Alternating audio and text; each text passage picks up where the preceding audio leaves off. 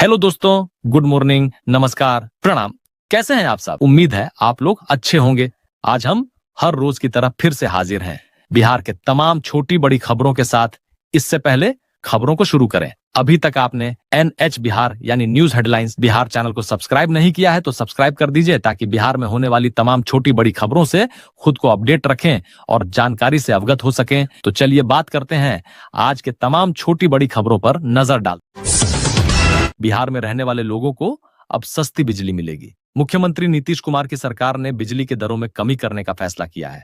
बिहार के ऊर्जा मंत्री विजेंद्र यादव ने बुधवार को बिहार विधानसभा में बिजली विभाग का बजट पेश किया। इस दौरान उन्होंने सदन को बताया कि अब राज्य सरकार कम कीमत पर बिजली देगी।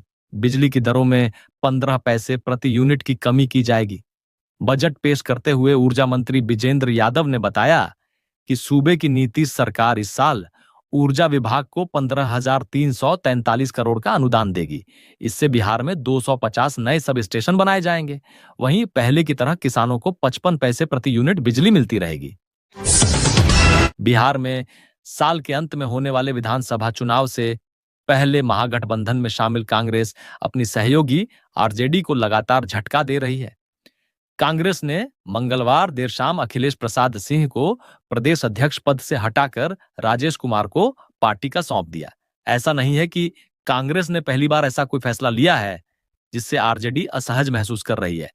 इससे पहले कांग्रेस नेता कन्हैया कुमार के नेतृत्व में पार्टी ने पूरे बिहार में पलायन रोको यात्रा शुरू किया है, जिसकी वजह से भी आरजेडी के नेता परेशान हैं। इसके बावजूद हालांकि मुख्य विपक्षी दल के नेता खुलकर कुछ बोल नहीं रहे हैं। कांग्रेस बिहार में अपना खोया हुआ जनाधार फिर से पाना चाहती है। इसके लिए पार्टी ने कन्हैया कुमार के नेतृत्व पर भरोसा जताया है और पलायन रोको नौकरी दो नाम से पदयात्रा शुरू की है। ये यात्रा पश्चिमी चंपारण के भितिहरवा गांधी आश्रम से शुरू हुई है और विभिन्न जिलों से होकर 14 अप्रैल को राजधानी पटना पहुंचेगी। इस यात्रा में कांग्रेस नेता कन्हैया कुमार मुख्य भूमिका में नजर आ रहे हैं, जो कि आगे चलकर तेजस्वी के लिए चुनौती बन सकते हैं। कांग्रेस के पूर्व प्रदेश अध्यक्ष अखिलेश प्रसाद सिंह और लालू यादव बताया जा रहा है कि अखिलेश प्रसाद सिंह की बिहार कांग्रेस अध्यक्ष की कुर्सी लालू यादव के करीबी होने की वजह से छिनी है। बिहार के नए प्रभारी कृष्णा अल्लावरू से भी उनकी नहीं बन पाई है। वहीं ये जग जाहिर है कि अखिलेश प्रसाद सिंह लालू यादव की कृपा की वजह से ही राज्यसभा में पहुंच पाए हैं। ऐसे में सिंह के बिहार प्रदेश अध्यक्ष की कुर्सी से जाना भी राजद प्रमुख के लिए किसी झटके से कम नहीं है। विकासशील इंसान पार्टी YIP के संस्थापक और बिहार के पूर्व मंत्री मुकेश सहनी ने तेलंगाना की कांग्रेस सरकार द्वारा वंचितों और पिछड़ों को 42% आरक्षण देने के ऐतिहासिक फैसले का स्वागत किया है। उन्होंने इस सराहनीय पहल के लिए तेलंगाना सरकार को बधाई और शुभकामनाएं दी। मुकेश सहनी ने कहा कि YP पार्टी देश भर में जनसंख्या के आधार पर आरक्षण की मांग कर रही है और तेलंगाना का यह मॉडल सभी राज्यों में लागू किया जाना चाहिए। उन्होंने कहा कि यह फैसला सामाजिक न्याय की दिशा में एक बड़ा कदम है और इससे समाज के वंचित वर्गों को सशक्तिकरण का अवसर मिलेगा।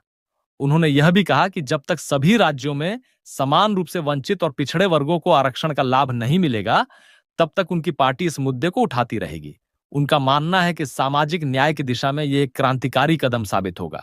मुकेश सहनी ने बिहार के लोगों से वादा किया कि यदि VIP की सरकार बनती है तो राज्य में भी वंचित और पिछड़े वर्गों को उनका अधिकार दिलाने के लिए ठोस कदम उठाए जाएंगे। उन्होंने कहा कि यदि केंद्र सरकार सही मायने में सामाजिक न्याय की पक्षधर है तो उसे सभी राज्यों में पिछड़ों और वंचितों को जनसंख्या के आधार पर आरक्षण देने की पहल करनी चाहिए। उन्होंने कहा कि YP सामाजिक न्याय और पिछड़ों के अधिकारों के लिए लगातार संघर्षरत है और आगे भी इसी दिशा में मजबूती से काम करती रहेगी। उनकी पार्टी सभी राज्यों में पिछड़ों और वंचितों के लिए आरक्षण नीति को और प्रभावी बनाने के लिए लड़ाई जारी रखेगी। मुख्यमंत्री नीतीश कुमार, नेता प्रतिपक्ष तेजस्वी यादव और स्पीकर नंद किशोर यादव के बीच बुधवार को बिहार विधानसभा में इशारों वाली बात भी हुई। हंगामे और शोर के बीच इन तीन नेताओं के बीच हुए विनोदपूर्ण संवाद से सदन का थोड़ी देर के लिए माहौल बदला। सदन में प्रश्नकाल के दौरान CM नीतीश ने नेता प्रतिपक्ष तेजस्वी यादव की ओर इशारा करते हुए सवाल किया। उन्होंने अपने गाल पर हाथ फेरते हुए तेजस्वी से पूछा कि दाढ़ी क्यों नहीं बनाते हो। वहीं CM नीतीश का इशारा देखकर तेजस्वी हंस दिए। दोनों के बीच आंखों आंखों में हुई इस बातचीत के दौरान सीएम नीतीश के बगल में ही मंत्री विजय चौधरी बैठे थे। वे दोनों के इशारों वाली बातचीत को देखकर मुस्कुराते रहे। सदन में इस दौरान हाजीपुर में सड़क निर्माण को लेकर पथ निर्माण मंत्री नितिन नवीन के जवाब से तेजस्वी यादव असंतुष्ट दिखे। इसे लेकर दोनों के बीच हल्की बहसबाजी भी हुई। तेजस्वी यादव ने कहा कि महागठबंधन की सरकार में जो सड़क बनने के लिए पास हुआ था, लेकिन अब तक कोई काम नहीं हुआ। इस पर विभाग के मंत्री नितिन नवीन ने कहा कि 10% काम हो चुका है। इस पर मुख्यमंत्री नीतीश कुमार ने इशारों में एक बार फिर तेजस्वी यादव से कहा कि वो खुद इस मामले को देखवा लेंगे, काम हो जाएगा। हालांकि तेजस्वी यादव ने इस पर असंतुष्टि जाहिर की। मुख्यमंत्री के इस आश्वासन पर विनोदपूर्ण अंदाज में स्पीकर नंद किशोर यादव ने तेजस्वी से कहा, बढ़िया है, पटना में रहता है, वहां रहता तो लड़ लेता। इस पर तेजस्वी यादव भी हंसने लगे। वे फिर से सदन में खड़े हो गए और कहा कि हाजीपुर में रोड रहेगा तब न वहां के लोग यहां आएंगे। सभा अध्यक्ष के इस विनोदपूर्ण व्यवहार से थोड़ी देर के लिए सदन का माहौल काफी हल्का हो गया। मुख्यमंत्री के आश्वासन के बाद मंत्री भी इस विषय पर आगे कुछ नहीं बोले। इससे पहले आज सदन के अंदर सीएम नीतीश का अपने सबसे खास मंत्री विजय चौधरी के साथ मजाकिया अंदाज देखने को मिला है। विजय चौधरी के चश्मे को सीएम ने उनसे लेकर अपने डेस्क के नीचे ड्रॉवर में डाल दिया। फिर विजय चौधरी और सीएम नीतीश एक दूसरे को देखते हुए खूब हंसने लगे। सीएम चाहते थे कि विजय चौधरी बिना चश्मा लगाकर ही कोई जवाब दें। अशोक चौधरी जवाब दे रहे थे, तब नीतीश लगातार इशारा करते रहे। सीएम नीतीश कुमार कभी चश्मा की तरफ तो कभी फाइल की तरफ इशारा कर रहे थे। सीएम नीतीश स्पीकर और तेजस्वी दोनों की तरफ इशारा में बात कर रहे थे। इसके बाद पक्ष और विपक्ष के सदस्यों ने सदन में जोरदार ठहाका लगाया। भाजपा नेता संजय सरावगी जब तक विधायक रहे, इनके सवालों से सरकार असहज होते रही। मंत्रियों को घेरने का कोई भी मौका ये नहीं चूकते थे। संजय सरावगी अब मंत्री हैं, जवाब देने में बार बार घिर जा रहे। बुधवार को एक बार फिर विधान परिषद में सत्ता पक्ष के सदस्यों ने ही राजस्व एवं भूमि सुधार विभाग के मंत्री संजय सरावगी को जबरदस्त रूप से घेर लिया। मंत्री जी को जवाब देते नहीं बन रहा था। बिहार विधान परिषद में बुधवार को पटना जिले के 2 अंचल अधिकारियों के खिलाफ आवाज उठी। सत्ता पक्ष और विपक्ष के सदस्यों ने बिहट्टा और संपतचक अंचल के अंचल अधिकारियों के खिलाफ सवाल उठाया। राजस्व एवं भूमि सुधार विभाग के मंत्री संजय सरावगी ने जवाब दिया कि हमने डीएम पटना को पत्र भेजा है कि दोनों अंचल अधिकारियों से शो कॉज पूछकर अपने मंतव्य के साथ रिपोर्ट भेजें। इसके बाद विभाग समीक्षा करेगा। इससे कम समय में सरकार और क्या कार्रवाई कर सकती है। विधान पार्षद में भाजपा के नवल किशोर यादव ने कहा कि मंत्री जी यह बताएं, 15 दिन पहले आपको सवाल किया, आपने इंक्वायरी सेटअप क्यों नहीं किया? जब जवाब देने का समय आया उसके एक दिन पहले आपने जांच बिठाई है। आपकी रिपोर्ट जिस दिन आएगी तब सदन में जवाब दें। हम सभापति से अनुरोध करेंगे कि इस सवाल को स्थगित किया जाए। जिस दिन मंत्री तय करेंगे कि हम जवाब देंगे, उस दिन इस सवाल को रखा जाए। अपने ही दल के सदस्यों से घिरे मंत्री ने असहजतापूर्ण परिस्थिति में कहा, प्रश्न को स्थगित करने का प्रश्न कहां है? हम तो स्पष्ट जवाब दे रहे हैं। भाजपा सदस्य नवल किशोर यादव ने सभापति से कहा कि अगर इस तरह से होते रहा तो उत्तर कबूतर की तरह उड़ जाएगा। सभापति ने नवल किशोर यादव का अनुरोध स्वीकार करते हुए राजस्व मंत्री से कहा कि जिस दिन रिपोर्ट आ जाएगा उस दिन आप सदन को जानकारी दे देंगे। लैंड फॉर जॉब केस में भ्रष्टाचार का सामना कर रहे बिहार के पूर्व सीएम लालू प्रसाद यादव बुधवार को पटना में ईडी के दफ्तर पहुंचे थे। यहां ईडी के अधिकारियों ने उनसे करीब 4 घंटे तक सवाल जवाब किया। इस दौरान अधिकारियों ने राजद प्रमुख से कई तीखे सवाल किए। पूछताछ खत्म होने के बाद वह 3 बजे वापस राबड़ी आवास के लिए रवाना हो गए। लालू यादव बुधवार को सुबह 11 बजे ईडी कार्यालय पहुंचे। ईडी ने उन्हें समन भेजकर 11 बजे ही पटना स्थित दफ्तर बुलाया था। लालू यादव और मीसा भारती ईडी के कार्यालय पहुंचे तो सैकड़ों की तादाद में ईडी ऑफिस के बाहर राजद के कार्यकर्ता और समर्थक जमा थे। लालू यादव जिंदाबाद के नारे ईडी ऑफिस के बाहर लगे। लालू को तलब करने से एक दिन पहले मंगलवार को ईडी ने राबड़ी देवी और तेज प्रताप यादव को पूछताछ के लिए बुलाया था।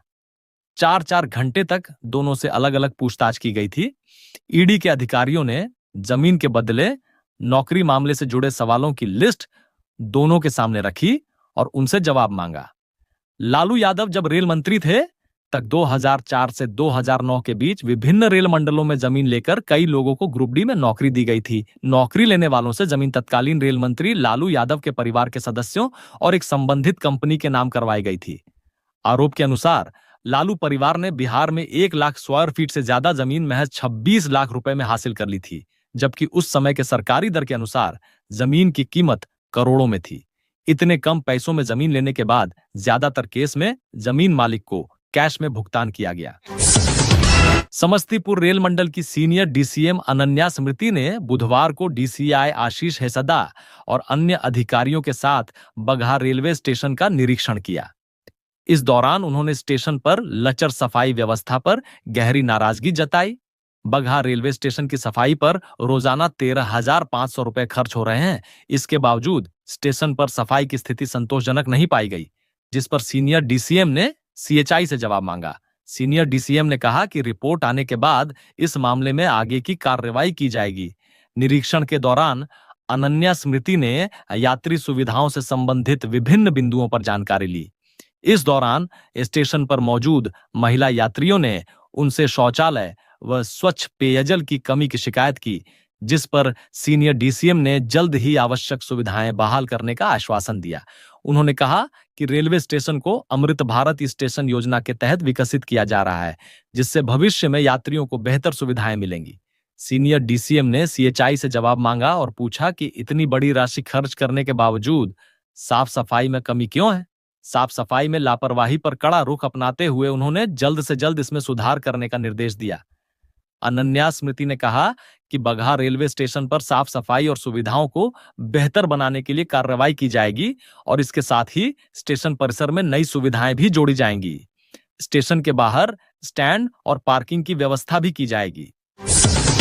बिहार लोक सेवा आयोग की 70वीं पीटी परीक्षा रद्द करने की मांग को लेकर बुधवार को पटना हाईकोर्ट में सुनवाई पूरी हो गई।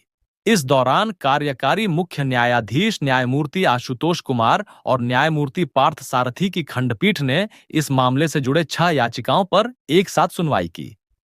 सुनवाई पूरी होने के बाद कोर्ट ने फैसला सुरक्षित रख लिया। बता दें कि इससे पहले 70वीं बीपीएससी पीटी परीक्षा रद्द कर री एग्जाम करवाने को लेकर पटना हाईकोर्ट में मंगलवार को दिन भर सुनवाई हुई। कार्यकारी मुख्य न्यायाधीश न्यायमूर्ति आशुतोष कुमार और न्यायमूर्ति पार्थ सारथी की खंडपीठ ने इस मामले से जुड़े 6 याचिकाओं पर एक साथ सुनवाई की। सुबह 10:30 पर शुरू हुई। यही सुनवाई शाम 4 बजे तक चलती रही। बुधवार को फिर से इसी मामले पर अंतिम सुनवाई हुई। 70वीं बीपीएससी पीटी परीक्षा को लेकर विवाद तब खड़ा हुआ जब कई अभ्यर्थियों ने परीक्षा में गड़बड़ी के आरोप लगाए और परीक्षा रद्द कर री एग्जाम करवाने की मांग की। इसके लिए कई महीनों से पटना के गर्दनीबाग में धरना जारी है। री एग्जाम करवाने की मांग को लेकर अभ्यर्थी सड़कों पर भी उतरे और पुलिस की लाठियां भी खाई। इस संबंध में कई अभ्यर्थियों भागलपुर पूर्वी रेलवे जोन ने भागलपुर से दानापुर के बीच चलने वाली भागलपुर दानापुर इंटरसिटी एक्सप्रेस में LHB Linke Hofmann Busch coach लगाने का फैसला किया है। फिलहाल इस ट्रेन में आईसीएफ कोच लगाया गया है। मालदा रेल मंडल की पीआरओ रूपा मंडल ने बुधवार को जानकारी देते हुए बताया कि 23 मार्च से 1,34,012 भागलपुर भागलपुर इंटरसिटी एक्सप्रेस में आईसीएफ कोच की जगह एलएचबी कोच लगाए जाएंगे। रेलवे ने यह फैसला यात्रियों की सुविधा को ध्यान में रख कर लिया है। बता दें कि एलएचबी कोच में आईसीएफ कोच की तुलना में सुरक्षा और सुविधाएं अधिक होती हैं, जैसे कि एलएचबी कोच में automatic doors, fire alarm system और इमरजेंसी ब्रेकिंग सिस्टम ज्यादा अपडेटेड होते हैं। ये कोच अधिक मजबूत और टिकाऊ होते हैं, जो दुर्घटना की स्थिति में यात्रियों की सुरक्षा में मदद करते हैं। सुविधाओं के मामले एलएचबी कोच आईसीएफ में यात्रियों के लिए अधिक आरामदायक सीटें और बेहतर वेंटिलेशन सिस्टम होता है। इन कोचों में अक्सर एयर कंडीशनिंग, पैंट्री कार और डाइनिंग एरिया भी होते हैं। एलएचबी कोच की डिजाइन और तकनीक अधिक उन्नत होती है, जो ट्रेन की गति में वृद्धि करने में मदद करती है। ये कोच अधिक स्थिर और संतुलित होते हैं, जो हाई स्पीड के दौरान बहुत नहीं हिलता है। एलएचबी कोच का डिजाइन और निर्माण इस तरह से किया गया है कि उनका रखरखाव आसान है। इन कोचों में कम रखरखाव की आवश्यकता होती है, जो रेलवे के लिए लागत और समय की बचत करता है।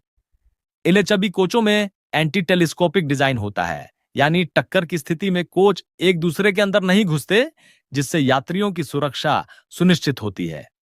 रेलवे द्वारा संबंधित फील्ड स्टाफ को नियमित रूप से इंडक्शन और रिफ्रेशर ट्रेनिंग दी जाती है ताकि संटिंग या कपलिंग के दौरान किसी भी दुर्घटना से बचा जा सके। पटना वीमेंस कॉलेज में पॉलिटिकल साइंस की ओर से आयोजित स्टूडेंट काउंसिल इलेक्शन का काउंटडाउन शुरू हो चुका है। बुधवार को कैंपेनिंग में 21 उम्मीदवारों ने पूरे जोश और उत्साह के साथ कैंपेनिंग के जरिए अपनी उम्मीदवारी सुनिश्चित की। बास्केटबॉल ग्राउंड में सभी उम्मीदवारों ने दी गई जगह पर अपने अपने हैंडमेड पोस्टर लगाए।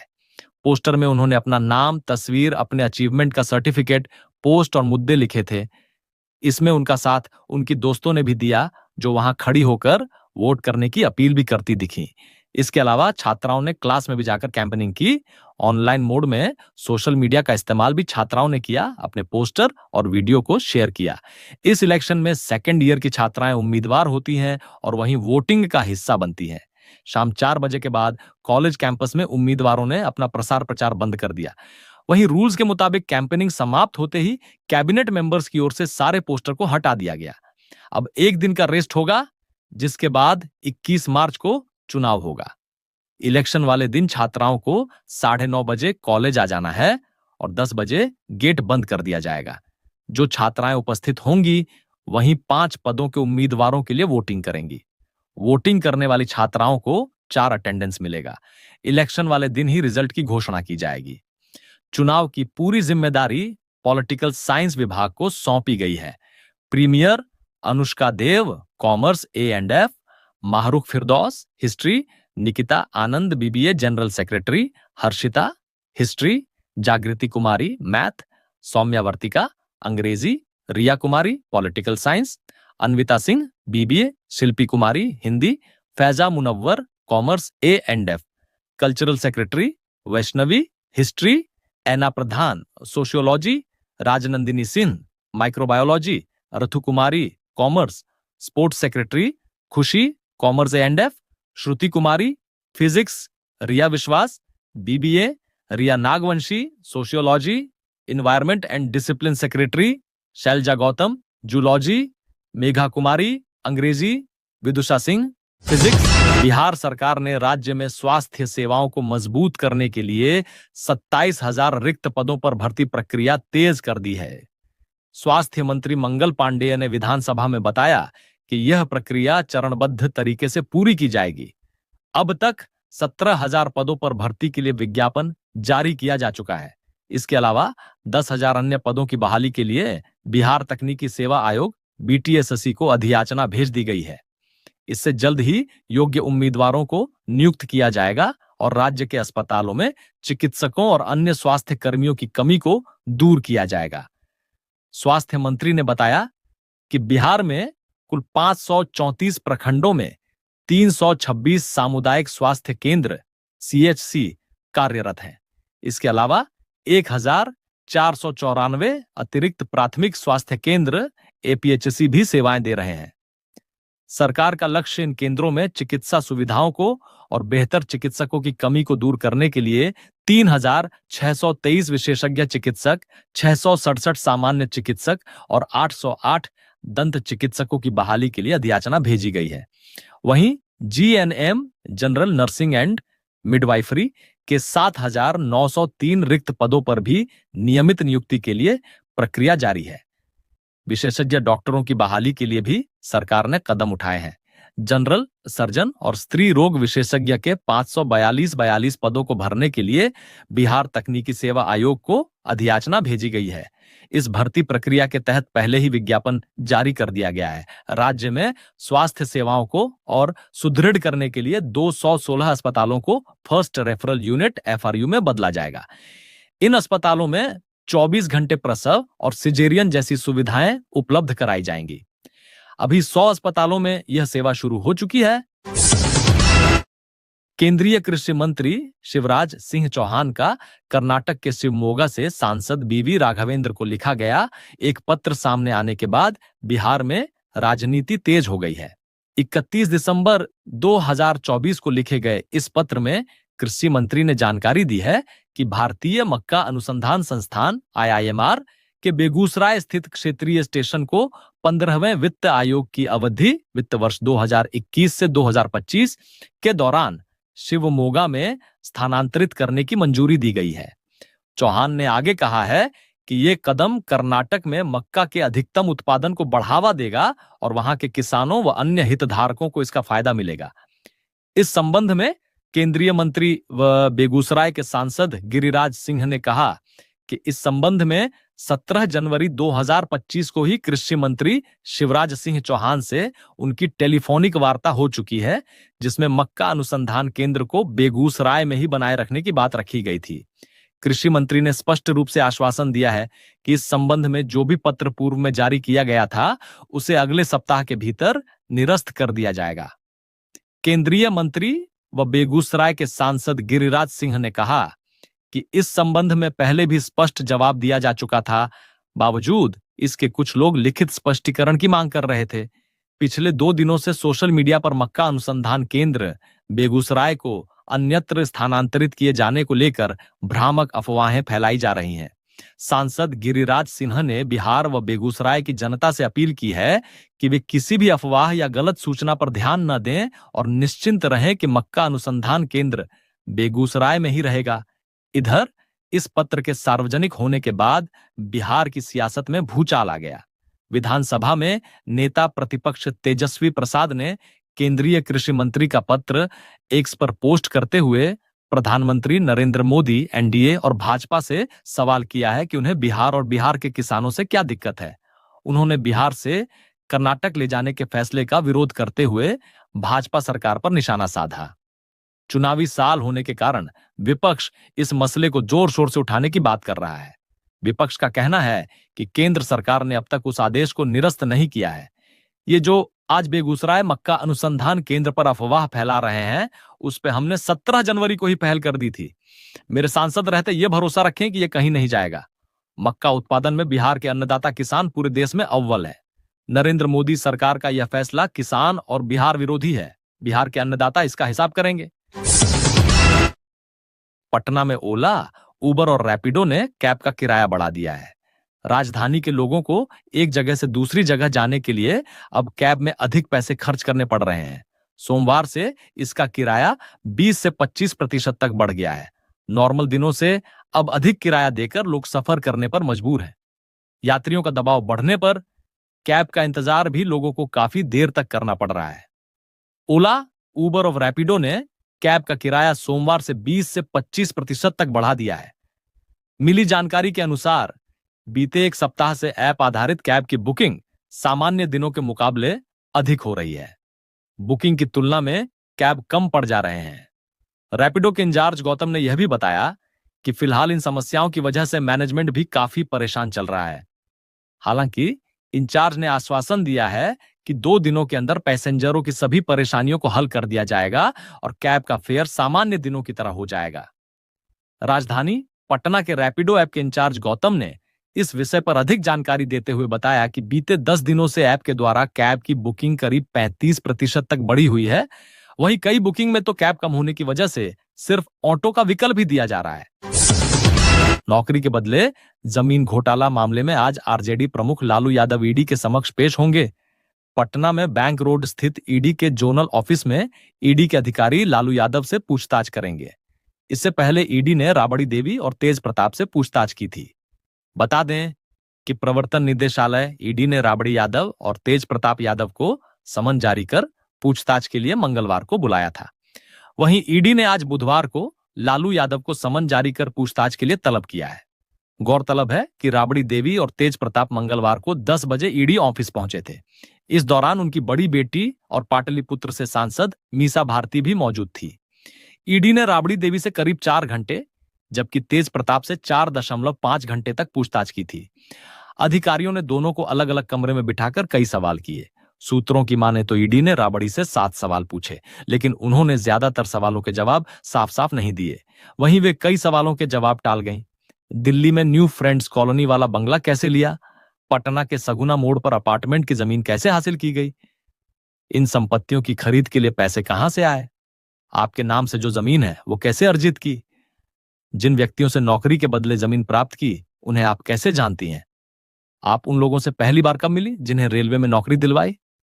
रेलवे में नौकरी पाने वाले लोग आपके संपर्क में कैसे आए बता दें कि लैंड फॉर जॉब स्कैम में ईडी राबड़ी देवी से 2 साल में दूसरी बार पूछताछ की है, जबकि तेज प्रताप यादव से पहली बार पूछताछ की गई।